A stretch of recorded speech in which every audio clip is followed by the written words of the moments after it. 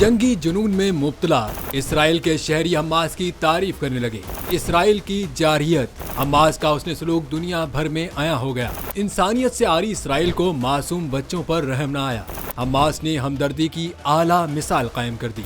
यरगमालियों में से मजीद 2 मुअम्मर खवातीन को रिहा कर दिया। रिहा होने वाली खातून हमास के हुस्न सलूक की तारीफ किए बगैर रह न सकी। इसराइल को आईना दिखा दिया। 85 साला इसराइली खातून से सहाफियों ने पूछा कि आपने रिहाई के वक्त हमास के जंगजू से हाथ क्यों मिलाया, तो उन्होंने जवाब दिया कि कैद के दौरान उन लोगों का बर्ताव बहुत अच्छा था और उन्होंने हमारा बहुत ख्याल रखा।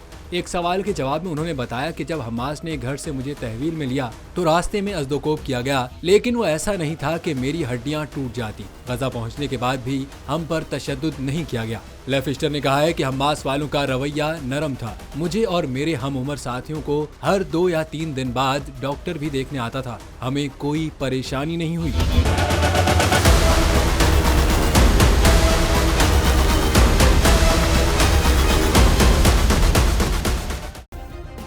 सब्सक्राइब करें और बेल दबाएं ताकि कोई खबर रह न जाए।